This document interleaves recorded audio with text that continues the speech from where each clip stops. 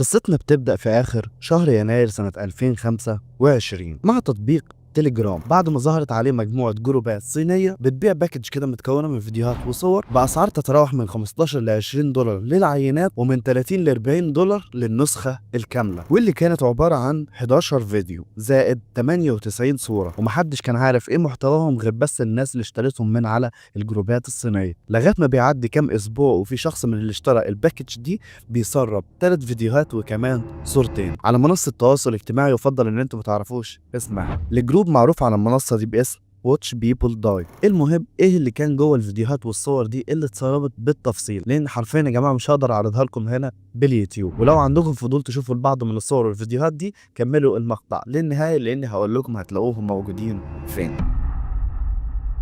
أول فيديو انتشر باسم زاري هيلسون أو البروفا، بيظهر في مكان شبه المكتب وخشبة مدورة شبه اللي بتكون عند الجزار تقريبا اللي اسمها الأورمة، وبعدين بيدخل شخص واضح عليه إن هو آسيوي لابس قميص مخطط وبيقعد قدام القطعة الخشبية دي وبيكون واضح عليه إن هو متوتر جدا، وبعدين بيجي شخص لابس ترنج رياضي تقريبا كان أديداس لونه أسود ومخطط وحاطط ماسك على وشه واللي هو ماسك أنينيموس، وبيبدأ إن هو يفك قميص الشخصية اللي كانت قاعدة قدام القطعة الخشبية، واللي بعدين الولد اللي كان قاعد في الفيديو بيحط راسه على القطعة الخشبية وبيكون واضح عليه كده ان هم بيمثلوا ايه اللي هيحصل شوية لقدام، علشان كده كان اسم المقطع ذا ريهرسل او البروفا. وبعدين الولد اللي كان قاعد في الارض بيحضن صاحب الترنج الاسود والفيديو هنا بينتهي، وبتمر كام ساعة لغاية ما بينزل التسريب الثاني وهو عبارة عن فيديو بعنوان الإعدام، وبيكون في الولد اللي كان ظاهر في الفيديو الأول واللي هنسميه الشخصية ألف قاعد على الأرض، لكن المرة دي نايم على حتة قماش أو بلاستيك مغطية الحمام كله، وحرفيا ما كانش لابس أي هدوم، وكمان كان هادي جدا وبيعمل ماستربيشن على الأرض وهو حاطط راسه على القطعة الخشبية اللي اتكلمنا عنها في الأول وهي الأورمة. إنما بالنسبة للأصوات اللي كانت ظاهرة في الفيديو فهي كانت عبارة عن أصوات دوشة زي ناس بتمشي كتير في الشارع وكمان كلاكسات عربيات، وحتى كان في اصوات كلاب عاليه جدا، وده يوضح ان الحمام اللي كان موجود في الفيديو في مكان سكني ومليان ناس بشكل كبير. واللي اي نعم لحد هنا الفيديو اصلا غريب، لكن الفيديو بيتقلب 90 درجه كمان وبيبقى اغرب بعد ما الشخصيه بتبدا انها تظهر واللي هي كانت ظاهره معاه في فيديو البروفا، لكن المره دي بيكون برضه واضح عليها هي الثانيه انها من غير هدوم تماما، بس ما كانتش ظاهره كليا، ما كانش في غير رجلها اللي ظاهره كانها كانت قاعده على جنب في الفيديو، وبتكون ماسكه صدور في ايدها وفجاه بالشخصيه ألف هنا 6 مرات ورا بعض، لدرجه انه يا جماعه دي بتنفصل من مكانها تماما، والفيديو بيتحول من حاجه غريبه لصدمه اغرب. والمشكله ان الشخصيه ألف اللي كانت ظاهره ونايمه في الفيديو ما كانتش مقاومه تماما، بل بالعكس كانت مستمتعه ونايمه وبتعمل ماستربيشن كانها عارفه ان ده هيحصل وهي موافقه عليه بمزاجها، وبيكون موجود في التسريب نفس الفيديو ده لكن من زاويه تصوير تانية اقرب من ناحيه القرمه اللي كانت موجوده في الارض. وبنيجي للتسريب الاخير واللي كان عباره عن فيديو بعنوان ذا ديسممبرمنت او التقطيع، واللي انتوا اكيد فهمتوا الفيديو كان عباره عن ايه من عنوانه، لان بجد مش هعرف اصلا اوصف لكم ايه اللي كان بيحصل غير اني الشخصيه ده خلت الشخصيه ألف اكبر جزء فيها قد كده اهو. ونيجي بقى للصور اللي اتسربت واللي هي حرفيا كانت صور كتيره، لكن احنا مش هنتكلم غير عن صورتين مهمين جدا منهم، وهما الصوره الاولى للشخصيه ب، لكن المره دي كان وشها ظاهر بس كانت لابسه ماسك، وواضح كده ان دي لقطه متاخده من فيديو اثناء ما الشخصيه ب كانت واقفه قدام مرايه، والحاجه المعمول عليها بلور دي كانت عبارة عن الشخصية ألف. الشخصية ب كانت ماسكاها في ايدها، انما الصورة الاخيرة فهي كانت عبارة عن طبق وفي حاجات خاصة بالشخصية ألف لكن كانت مطبوخة. فترى مين الشخصية ألف ومين الشخصية ب، وازاي الفيديوهات دي وصلت لتليجرام، وايه اللي خلى المجرم يعمل كده في الضحية، وازاي الضحية اصلا كانت مستسلمة وراحة بمزاجها علشان كل ده يحصل فيها، واسئلة كتيرة جدا انا واثق انها جاية في دماغكم لكن هعرفكم عليهم واحد واحد. بس كمل القصة للنهاية لانك بجد مش هتصدق كمية الاسرار اللي هنكتشفها بعد شوية. لكن قبل ما نبدا، لو انت اول مره تشوفني، انا دراكسلر، يوتيوبر بيحب يتكلم عن قصص وجرايم غريبه جدا وصعب ان انت تلاقيها على اليوتيوب، ولو شفتها قبل كده فاعرف مش هتكون بنفس التفاصيل اللي هتسمعها دلوقتي. فكوبايه القهوه او النسكافيه بتاعتك او اي سناكس انت بتحبها مكان هادي وسماعتك، ويلا بينا ندخل بقصه مقطع النهارده.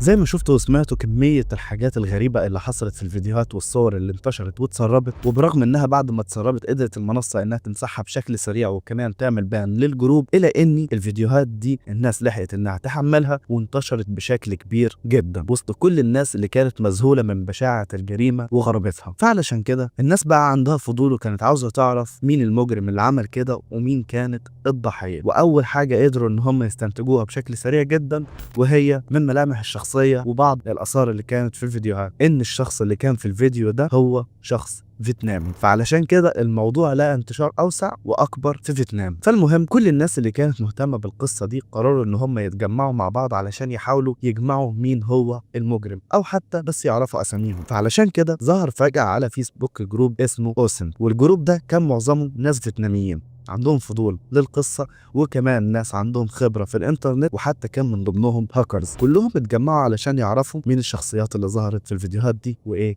حياتها. واول حاجه كانوا عاوزين يعرفوها وهي الشخصيه الف، لانها كانت يعتبر اسهل حاجه لان صورته اصلا ظاهره في الفيديو بشكل واضح جدا. فبداوا ان هم يدوروا على الانترنت وعن كل المصادر اللي اتكلمت عن قصه الفيديوهات دي، لكن ما كانش فيه اي مصادر كافيه او حتى مواقع اخباريه اتكلمت عنها. لكن لحسن حظهم بعد ما عملوا الجروب اللي حرفيا كان حوالي 20 او 30 الف شخص بس ولسه في بدايته، بيظهر اكونت بيوفر عليهم كل المجهود ده علشان يعرفوا مين هو الشخصيه الف اللي ظهرت في الفيديو. والاكونت ده كان لشخص فيتنامي معروف باسم فاي لي، وبيقول للناس اللي على جروب اوسنت وببعت لهم سكرينات ان الشخص اللي ظهر في الفيديو هو شخص الاكونت بتاعه معروف باسم وين شوين دوت، ودي صورة من الاكونت اللي بيتكلم عنه فايلي. وخليكم يا جماعه فاكرين فايلي ده لان احنا هنرجع له بعد شويه لان ليه دور مهم جدا بالقصه. الاكونت ده اللي معروف باسم ده هو كان عباره عن اكونت الشخصيه مش نشر ليها اي صور ولا اي حاجه غير شويه بوستات ومشاركات على الفيسبوك عادي جدا، وصاحبه بقاله فتره مش بيستخدمه. واخر بوست كان نازل على الاكونت كان كاتب فيه من النهارده انا مش هستخدم الحساب ده تاني، انا كويس. والبوست ده حرفيا كان نازل قبل شهر واحد من انتشار الفيديوهات. والناس برضو بتوع جروب اوسنت كانوا فاكرين ان الاكونت ده برضو ممكن يكون فيك او مش هو الشخص الحقيقي اللي ظهر في الفيديوهات، لكنهم اتاكدوا لما لقيوا بوست قديم يوضح شخصيه صاحب الاكونت واللي كان كاتب فيه انا زهقان بدور على حد حابب يتكلم معايا عن قطع الرقبه، هل حد مهتم؟ ده وغير كمان ان حتى صوره الاكونت كانت عباره عن قرمه وفاس، والبوستات اللي هو بينزلها مع صوره الاكونت هي نفس الحاجات اللي يعتبر حصلت اصلا في الفيديوهات اللي اتسربت. فده بدا يخلي الناس تشك فعلا ان الاكونت ده والشخص اللي اسمه ده هو نفس الشخصيه اللي ظهرت في الفيديوهات اللي اتسربت. فبعد ما جروب اوسن تركز على اكونت ده بقى ان هو يفحص كل حاجه ممكن تكون مرتبطه بيه، زي كل الكومنتات اللي كان بيعملها او الجروبات اللي كان بينضم ليها او حتى اصدقاء. واللي بنكتشف ان معظم الجروبات اللي ده كان بينضم ليها هي كانت عباره عن جروبات بس بتتكلم عن الموضوع ده وهو البي هيدنج او قطع الرقبه. وحتى كمان كان كل اصحابه اللي على الاكونت هم اصحاب ما يعرفهمش، هم بس ناس من نفس الجروبات اللي هو بيدخل عليها. فعلشان كده بدأوا ان هم يدوروا على مواقع كتيره ممكن تكون مناسبه لواحد نفس شخصيه دات وممكن يكون عنده فضول ان هو يدخل عليها، وبدأوا ان هم يدوروا بالاسم بتاعه لغايه ما في واحد من المواقع اللي حرفيا قذره بشكل كبير قدروا ان هم يلاقوا بروفايل، والبروفايل ده كان مكتوب باسم دات بيهيدنج، والوصف بتاع الاكونت كان مكتوب فيه انا بحب قطع الراس، انا عاوز راسي تنقطع بفاس او سيف. وده شبه شخصية دات اللي ظهرت بالفيديو بالظبط. وفي حاجة في الموقع ده فادت الناس اللي كانت على جروب اوسنت اللي بتدور على تفاصيل القضية، وهي ان الموقع بيكتب ليك امتى سجلت دخول فيه وعملت حساب، وكمان امتى اخر مرة فتحت الموقع وقفلته. وبنعرف ان دات اخر مرة فتح فيها الموقع كانت بتاريخ 25 يناير سنة 2025. وخليكم فاكرين التاريخ ده كويس لان ليه دور معانا بالقصة. فالمهم الناس اللي على جروب اوسنت استغلوا حاجة هي حرفيا بتحصل مع معظم الناس، وهي ان لما شخص بيسجل بيوزر بيحب ان هو يستخدم اليوزر ده على منصات كتيرة جدا. فبدأوا ان هم ياخدوا اليوزر ويحطوه على جوجل ويدوروا على كل المواقع اللي ممكن يكون جواها الاسم ده وهو ذات بيهيدنج. وبالفعل لقيوا موقع من المواقع المشبوهة دي اللي بتتكلم عن نفس الحاجات الغريبة اللي بيحبها ده، ولقيوا كمان ان في ريبليز كان هو عاملها كان موجود فيها رقم تليفونه اللي كان اخر رقمين فيه 20. ولما اخدوا الرقم ده حطوه على تطبيق اسمه زولو، وده تطبيق عامل كده زي واتساب او تليجرام، تطبيق عموما للمراسله مشهور جدا في فيتنام. فالتطبيق ده قدر ان هو يظهر ليهم ان فعلا صاحب الرقم اسمه ده، وكمان اظهر ليهم تاريخ ميلاده واللي كان 10 مارس 1989. وبحسبة بسيطة جدا كده نقدر ان احنا نقول ان عمر دات كان عنده 36 سنة. وبالمناسبة حاجة تانية توضح لكم ان الرقم اللي قدروا يجمعوا جروب اوسنت هو فعلا راجع لصاحب اكونت دات. ليه؟ لانكم لو دخلتوا على نسيت كلمة السر وكده وحطيتوا فيها الرقم هيظهر لكم ان الرقم ده مربوط باكونت دات زي ما انتوا شايفين من الصورة. فانتوا برضو مستغربين ان كل ده وما جمعوش معلومات قيمة، لكن حرفيا يا جماعة اسمه وتاريخ ميلاده ورقم موبايله هيقدروا انهم يكشفوا حاجات كتيرة جدا لجروب اوسنت. زي فيتنام يا جماعه وقت الكورونا كانت بتبعت مساعدات لناس كتيره بالبضايق والاسماء بتاعتهم، وكانت بتنزل كشوفات فيها اسماء الناس اللي استلمت المساعدات دي وكمان تواريخ ميلادهم. فعلشان كده الناس اللي على جروب اوسنت اخذت اسم وين شوين دادا وتاريخ الميلاد وبداوا ان هم يدوروا في الكشوفات دي لغايه ما بالفعل بيلاقوا ان في شخص بنفس الاسم والتاريخ ده استلم المساعدات وقت الجائحه. ومن هنا قدروا ان هم يوصلوا للمدينه اللي هو عايش فيها. ومن المدينه بدات الناس على جروب اوسنت انها تكلم المحافظ بتاعها ويسالوه عن شخص اسمه دات بنفس تاريخ الميلاد، واللي جاوبهم وقال ليهم انه فعلا شخص كان موجود في المدينه من 4 أو 5 سنين وكان عايش مع اسرته اللي هي متكونه من امه بس، لكن امه دي كانت بتعاني من امراض عقليه في دماغها وحرفيا كده مش بوعيها. فعلشان كده ده اصلا من حوالي 4 سنين سابها واختفى. وده برضو يفسر لنا حاجه تانية مهمه جدا، وهي ليه يا جماعه اصلا طالما ده مختفي محدش بيبلغ عنه؟ لان يا جماعه محدش يعرف غير امه، وامه دي اصلا مريضه عقليا. وبرضه عاوز افكركم ان كل اللي بتسمعوه ده ما كانش عباره عن تحقيقات شرطه، لا ده حرفيا كان عباره عن تحقيق ناس بجروب على الفيسبوك بحاجات بسيطه زي جوجل وتطبيقات تواصل وكشوفات عامه منشوره على الانترنت. لكن لسه هتنصدموا اكتر بعد ما تسمعوا المعلومات الجايه اللي حرفيا هتوقف شعر ايدكم. جروب اوسنت يا جماعه كان بيحاولوا كلهم انهم يعرفوا الجريمه دي حصلت فين، وبالفعل قدروا ان هم يعرفوا كده عن طريق تحليل الفيديوهات اللي هم شافوها بتاعه الجريمه، واللي من خلال الفيديوهات دي قدروا ان هم يلاحظوا حاجتين مهمين جدا، وهم ازازه ميه ظهرت في واحد من الفيديوهات ومسحوق غسيل ظهر في اخر فيديو في التسريبات. وبعد الفحص والتدقيق بيلاقوا ان المنتجين دول او الماركات بتاعتهم عموما مش بتتباع في معظم فيتنام بل في اماكن معينه فيها، والاماكن دي كانت موجوده في شمال فيتنام. وده حتى كومنت من شخص من الناس المهتمه بالقضيه وبيقول ان هو تاجر فيتنامي وقال ان الاسمين دول بتوع المنتجات مش بيتباعوا غير في شمال فيتنام بنسبه 99%. بس لحظه هنا نوقف ثانيه، كل المعلومات اللي احنا جمعناها كانت ممتازه، لكن محتاجين نرجع لورا شويه نتكلم عن شخصيه ذكرناها في الاول وهي اكونت فاي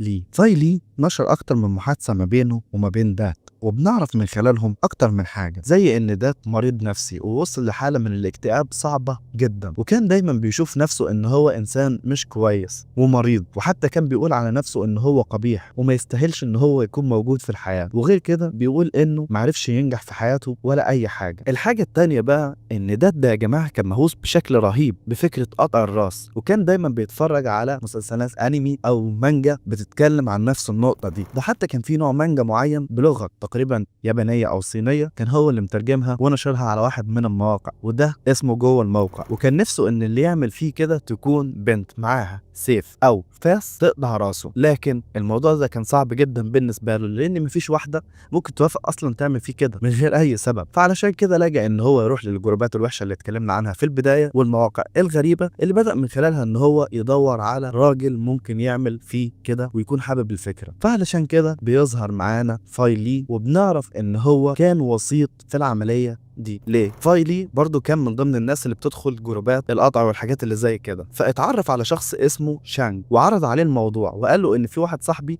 نفسه يقطع راسه وكده. فاي لي عرف دات وشانج على بعض ونظم ليهم موعد يتقابلوا فيه وكمان مكان، واسم الراجل زي ما احنا عرفنا من المحادثات كان عبارة عن شانج. ومن هنا الناس اللي كانت على جروب اوسنت بدأوا ان هم يفحصوا كل حاجة ليها علاقة بدات يكون ظاهر فيها شخص اسمه شونج، زي ان هم دخلوا على كل اللايكات اللي معمولة على الاكونت بتاعه، لربما يكون في شخص عامل له لايك على بوست ما اسمه شونج لكن ما لقيوش، فدخل على قائمة الاصدقاء بتاعته وبرضه كانت نفس الفكرة، ما كانش في اي حد اسمه شونج. فقرروا ان هم يعملوا اخر محاولة، وهي انهم يدخلوا على نفس المواقع اللي جمعوا منها المعلومات اللي في الاول، وبداوا ان هم يدوروا على اي حد ممكن يكون ده اتردد عليه واسمه شونج، لغايه ما قدروا ان هم فعلا يجمعوا شخص اسمه شونج كان بيتكلم مع ده في ريبليز على المواقع دي. والشخص ده اليوزر نيم على الموقع بتاعه كان اسمه تان شانج 5 وحاد. ومن هنا القصه هتتقلب 90 درجه حرفيا. لكن قبل ما اقول لكم ايه اللي حصل بعد ما جمعوا اليوزر ده، حابب اعرفكم على حاجه، وهي ان الجروب والمعلومات لما كانت بتنزل اول باول على جروب اوسم، فعلشان كده بنلاحظ ان في حاجه غريبه بدات انها تحصل. بعد ما القصه انشهرت، اكونت ده بيبدا ان هو يتقفل نهائيا، كأن داد ذات نفسه هو اللي قفله. فهنا الناس بتشك في حاجه، واللي هم ما كانوش شاكين فيها، هم بل كانوا عارفينها، وهي ان المجرم اللي عمل كده في داد هو حرفيا معاه الاكونت ومتابع كل حاجه بتحصل عليه. وكمان اتاكدوا ان اخر بوست نزل ما كانش هو اخر حاجه كاتبها داد ذات نفسه، بل بالعكس المجرم هو اللي كان منزل البوست ده علشان يداري على الجريمه بتاعته. ودي حركه بيعملها كل المجرمين علشان يبعدوا انظار الشرطه عن التحقيق. وده اتاكدوا منه لانهم لقوا ان اخر بوست كان منزله حصل بعد انتشار الفيديوهات بفتره، فازاي ده ممكن تكون حياته انتهت وبعد كده دخل على الفيسبوك وكتب بوست زي ده ان هو هيقفل الاكونت وهو تمام من غير اي سبب. ده حتى مش بعيد ان ممكن يكون المجرم متابع جروب اوسنت ده وهو عباره عن عضو فيه ومتابع كل حاجه بتنزل عليه. فعلشان كده جروب اوسنت جه في اخر فتره لما يجمعوا معلومه بدأوا ان هم يركنوها فتره على ما يتاكدوا منها وياخدوا كل البيانات اللي محتاجينها من المعلومه دي، زي اليوزر نيم اللي احنا لسه جايبينه من شويه، واللي يجهزوا لان اليوزر نيم ده حرفيا هيخليكم تنصدموا بشكل عجيب من كميه الحاجات اللي هنكتشفها من خلاله. واول حاجه اليوزر نيم بتاع تان شانج 5 وحايد ده لقيوا ان هو كان معمول باسمه اكتر من اكونتات على منصات مختلفه على السوشيال ميديا، ومن اولهم كان اكونت على تويتر معمول بنفس اليوزر بالظبط، واكونت التويتر ده كان مربوط باسمه حساب على الانستجرام. ولما شافوا حساب الانستجرام ده الاشخاص اللي هو بيتابعهم لقيوا انه كان متابع مشاهير كتير، لكن من ضمنهم اكونت كده تحسوه انه نفس صاحب الحساب، يعني حاجه كده زي لما يكون عندك اكونت رئيسي الناس كلها عارفاه وفي صورك وفي كل حاجه، بس في نفس الوقت بتكون عامل اكونت برايفت علشان تدخل مثلا تتفرج على فيديوهات قطط او حتى اي نوع من الفيديوهات التانية، بس علشان الناس ما تبقاش عارفه ان الاكونت ده بتاعك. فصاحب الاكونت اللي احنا بنتكلم عنه كان نفس الفكره. ولما بداوا ان هم يدوروا على اكونتات تانية بنفس اليوزر ده لقيوا ان اكونت الانستجرام ذات نفسه مربوط بحساب على الفيسبوك شخصي لواحد اسمه دان سانج. وقدروا ببحث بسيط جدا انهم يعرفوا ان دان ده بيشتغل نائب مدير قسم السوق، وهو حاليا طالع على المعاش. واسم السوق ده اللي هو بيشتغل فيه هو فعلا حاجه حكوميه شبه كده البلديه، ان هم ينزلوا يطمنوا على المنتجات ويتابعوا الاسعار في السوق، واي حد مخالف يقبضوا عليه والحاجات دي. فعلى ما اعتقد انتوا فهمتوا دان سونج ده كان بيشتغل ايه. فتعالوا بقى ندخل في المعلومات المهمه اللي ظهرت من اكونت الفيسبوك بتاعه بس، وهي اول حاجه المقاطعه اللي هو بيشتغل فيها اسمها لانج شوان، ودي موجوده في شمال فيتنام. ها ما افتكرتوش حاجه؟ صح، شمال فيتنام دي هي نفس المكان اللي الناس على جروب اوسنت قالوا ان كان فيها ازازه الميه والمسحوق دول بيتباعوا بشكل كبير، واكدوا ان الفيديوهات اللي اتصورت كانت موجوده في شمال فيتنام، نفس المكان اللي فيه دان سونج. يعني تقصد الرقصه بكلامك ده ان هو ممكن يكون المجرم اللي قتل ده هو دان سانج؟ انا لسه ما قلتش حاجه، انا بقول ممكن، لان ممكن اصلا الموضوع يبقى صدفه. فتعالوا نكمل للنهايه ونتاكد.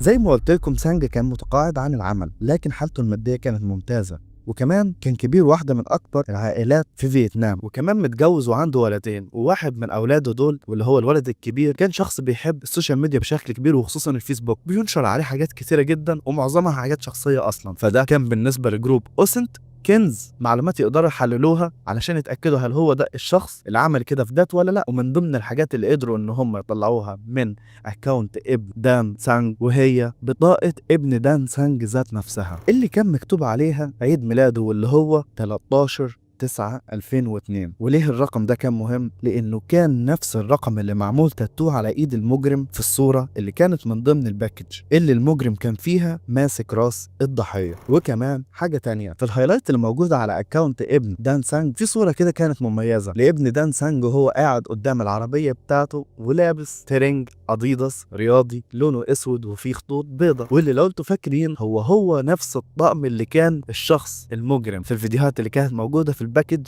كان لابسه في الفيديو بتاع البروفا زي ما انتوا شايفين. فالناس بدأت تشك يعني ممكن يكون ابن دان سانج هو اللي عمل الجريمة، بس من خلال صوره وصور وشه وجسمه كمان ما كانوش متطابقين تماما مع الشخص اللي ظهر في الفيديو اللي كان واضح عليه ان هو شخص كبير في السن، لكن المواصفات دي كلها كانت راكبة على مين؟ على دان سانج ذات نفسه. ومن هنا بدأوا ان هم يقارنوا كل صور الاب دان سانج بالفيديوهات اللي كانت موجودة في الباكج علشان يتأكدوا، ومن هنا هنشوف عجائب.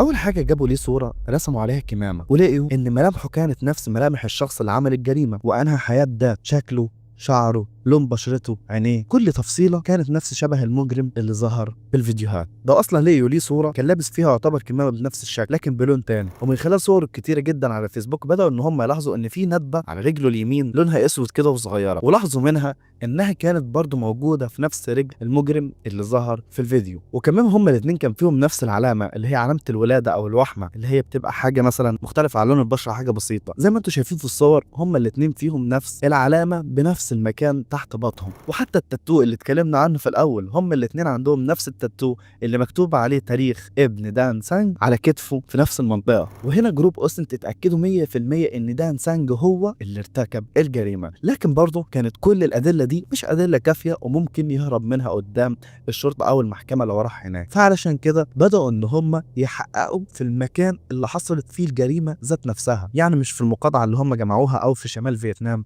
لا ده المكان اللي اتصور فيه الفيديو بالظبط. كانوا عاوزين يعرفوه، هو اي نعم هياخد شويه وقت لكن قدروا ان هم يجمعوه. واكتر حاجه هتساعدهم في النقطه دي وهي اكونت تيك توك قدروا ان هم يجمعوه لدان سانج كان بينزل عليه فيديوهات لنفسه. ومن ضمن الفيديوهات دي فيديو فيه صوره كده وهو واقف قدام باب اخضر، وده لو ركزتوا كان نفس شبه الباب اللي اتعرض في الفيديوهات بتاعه الجريمه. وبالصدفه واحد تاني من الناس اللي دخلوا على الموقع الرسمي بتاع مركز قسم السوق او الهيئه دي عموما وبدا ان هو كده يفر في الموقع، فلاحظ صوره كده عجيبه جدا لضباط الشرطه او الموظفين وهم بينزلوا بضاعه متصادره اصلا. لكن مش هي دي الحاجه المهمه، اللي كان مهم يا جماعه الحاجه اللي وراهم، وهي المكان ده اللي انتوا شايفينه في الصوره اللي كان هو بالظبط نفس المكان اللي حصلت فيه الجريمه اصلا، وكان عباره عن مطبخ. ومن الصوره دي جروب اوسن تتاكد 100% ان الجريمه اصلا حصلت في مركز اداره السوق اصلا. بس الفكره دي حطت في دماغهم اكتر من سؤال، هو ازاي ممكن يكون عمل جريمه جوه مركز اداره السوق اللي بيكون مليان موظفين وزحمه اصلا طول اليوم، حتى بالليل بيكون في ناس، ولو حتى ده حصل فهو ازاي قدر يدخل جوه برغم ان هو متقاعد بقاله اكتر من كام شهر، يعني ما عندوش الصلاحيه ان هو يدخل جوه اداره السوق. فاحب اقول لكم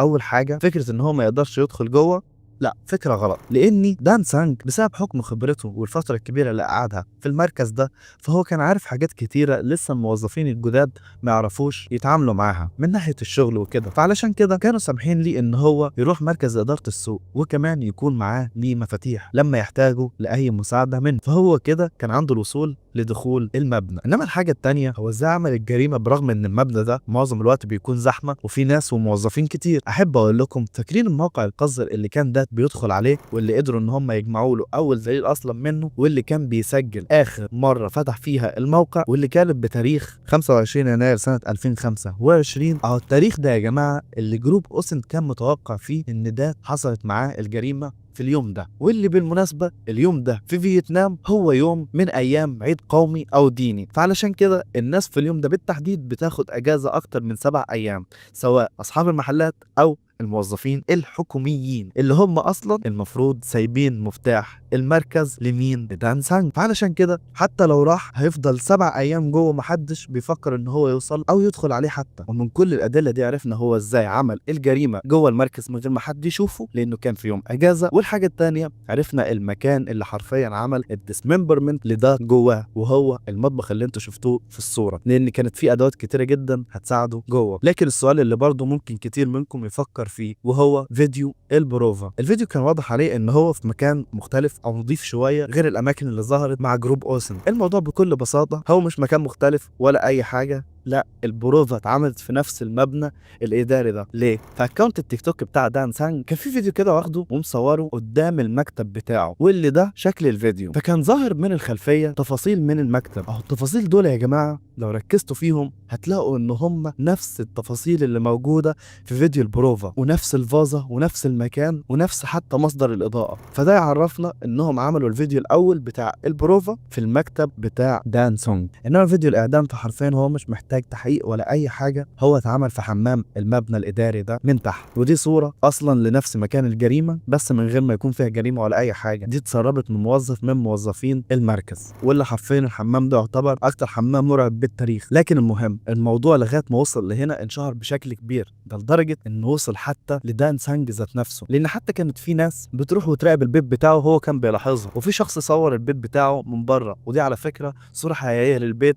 وبالمناسبه فيها دليل تاني. لو ركزتوا شويه هتلاقوا ان الشبشب اللي كان قدام الصوره دي هو شبشب ابيض وواضح عليه تقريبا كده ان هو اديداس او حاجه، هو نفس الشبشب اللي كان لابسه المجرم في فيديو الديسممبرمنت او التقطيع. فده دليل تاني كمان بالصدفه قدر جروب اوسنت ان هو يجيبه. فعلشان كده دان سانج لما الناس كانت بتساله كان بينكر اي حاجه، ده لدرجه ان هو دخل على جروب اوسنت ذات نفسه وفضل يتريق على الناس اللي بتقول عليه ان هو المجرم، وكان بيقول لهم انتوا المجرمين، انتوا اللي بتتهموني غلط، انا ما عملتش اي حاجه. وبعد كده حرفيا برضه مسح الكومنتات اللي كتبها دي او البوستات، لغايه ما في النهايه في عدد كبير جدا من الناس في فيتنام ما استحملوش كل اللي حصل ده، وخلاص الادله كلها كانت واضحه 100%، فقرروا ان هم يعملوا PDF كامله، واللي انا دي جمعت منها تفاصيل القصه، وبداوا ان هم يبعتوها بشكل مرعب على مراكز الشرطه وللمحاكم. الحكومه في فيتنام في البدايه كانت رافضه فكره PDF، وان اي حد بيعملها ده هيعمل حاجه غير قانونيه ولازم يتقبض عليه، وان ده ممكن موضوع اصلا وهمي وفيك، وده كله طبعا بسبب عشان مش عاوزين يشوهوا صوره فيتنام ويقولوا انها خطر وكده. لكن في النهايه لجأوا ان هم يسمعوا كلام الناس، وبالفعل راحوا قبضوا على دان سانج من كام شهر بالظبط في بيته، وبداوا ان هم يفحصوا اماكن الجريمه اللي الناس بتاعه جروب اوسنت قدرت انها تجمعها. وبالفعل في ادله اتسربت بيقولوا ان الطب الشرعي لقى في الحمام اسنان وكمان شعر راجع لذات،